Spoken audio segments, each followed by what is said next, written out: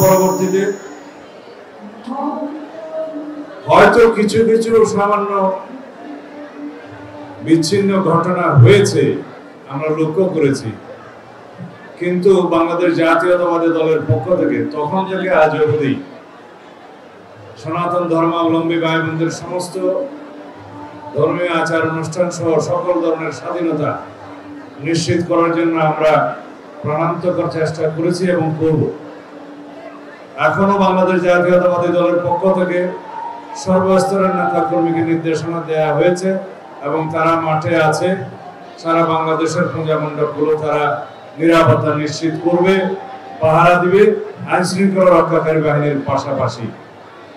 যেহেতু আমরা জানি দুর্গাপূজা উৎসবের দুটো দিক, একটি হচ্ছে ধর্মীয় উৎসব আনন্দ উদ্দীপনার মধ্য দিয়ে উপভোগ করা, কিন্তু আরেকটি শিক্ষণীয় বিষয় হচ্ছে অসুর শক্তির বিনাশ, অসুরের পতন, অসুরকে বধ এবং শান্তি সম্প্রীতি এবং একটি ঐক্যের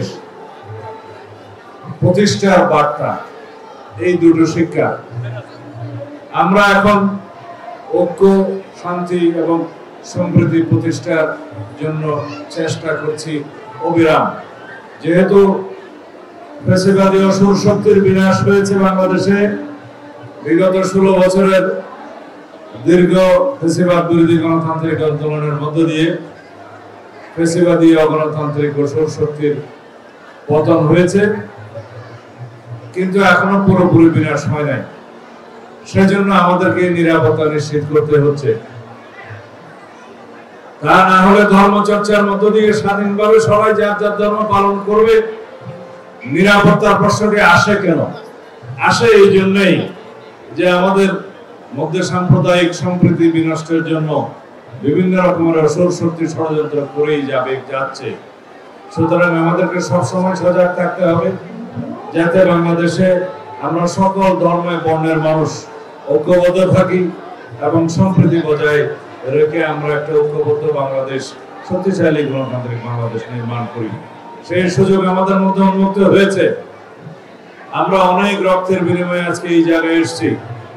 আমি সনাতন ধর্মাবলম্বী ভাই বোনদের কাছে অনুরোধ রাখবো, আপনারা সিটিজেন হিসেবে, নাগরিক হিসেবে দেশে স্বাধীনভাবে অন্য সকল নাগরিকের মতো সমান অধিকার ভোগ করার অধিকার রাখেন। সাংবিধানিকভাবে আপনারা সমান নাগরিক। বাংলাদেশে কাউকেই সম্প্রদায় বলা উচিত নয়। আমাদের সংবিধানে যে মানবাধিকারের সেকশন গুলো আছে সেগুলো সকল নাগরিকের জন্য। ওখানে বলা নাই ধর্মের ভিত্তিতে তার কোনো বৈষম্য হবে। আর্টিকেল 28-এ বলা আছে বাংলাদেশে কোনো ডিসক্রিমিনেশন হবে না, কোনো বৈষম্য হবে না কোন ধর্মের ভিত্তিতে। 41-এ বলা আছে এই দেশের সমস্ত ধর্মের মানুষের ধর্মীয় প্রচারণা, উপাসনা, কার্যাবলীর সবকিছুর স্বাধীনতা আছে। আমরা এটা কার্যকরভাবে প্রয়োগ করতে চাই, নিশ্চয়তা বিধান করতে চাই। আপনারা সবাই বাংলাদেশের নাগরিক হিসেবে বসবাস করবেন। এই দেশে কোনো সম্প্রদায় নাই, সবাই আমরা সিটিজেন, সবাই আমরা নাগরিক, আমাদের সকলের অধিকার সমান।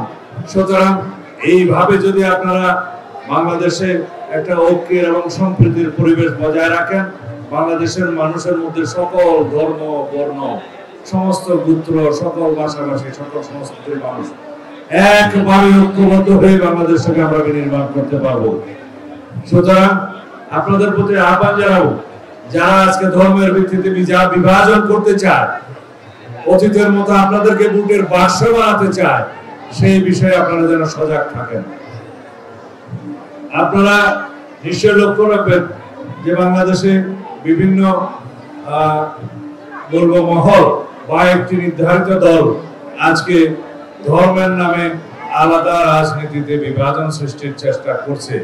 সেটা আমাদের মধ্যে ঐক্য বিনষ্টের প্রচেষ্টা, এবং তারা হয়তো এটাও চেষ্টা করবে যাতে নির্বাচন দীর্ঘায়িত হয়, কমপক্ষে বিলম্বিত হয়, অথবা নির্বাচন যাতে বাধাগ্রস্ত হয়। কারণ তাদের উদ্দেশ্য ভিন্ন, তারা নির্বাচন যদি না হয় তাদের হয়তো বিভিন্নভাবে তাদের ষড়যন্ত্র বাস্তবায়ন হবে।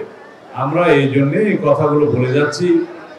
পৃথিবীর বহু দেশে অভ্যুত্থান পরবর্তী পরিস্থিতিতে অথবা বিপ্লবোত্তর পরিস্থিতিতে যদি রাজনৈতিক সরকার গঠনে বিলম্বিত হয়, সেই দেশে বিভিন্ন রকমের ষড়যন্ত্র কার্যকর হতে পারে। এবং এমনও অবস্থা হয়েছে পৃথিবীর বিভিন্ন দেশে যে অভ্যুত্থান পরবর্তী সময়ে একটি যৌক্তিক সময়ের ভিতরে যখন রাজনৈতিক সরকার প্রতিষ্ঠা করতে বিলম্বিত হয়েছে, তখন সেই দেশে গৃহযুদ্ধ শুরু হয়েছে। তাতে করে কাদের লাভ হবে? যারা বাংলাদেশের স্থিতিশীলতা চায় না, বা যারা বাংলাদেশের রাজনৈতিক স্থিতিশীলতা চায় না, যারা বাংলাদেশে প্রকৃতপক্ষে একটি গণতান্ত্রিক রাষ্ট্র বিনির্মাণ সেটা চায় না, তারাই শুধু লাভবান হবে।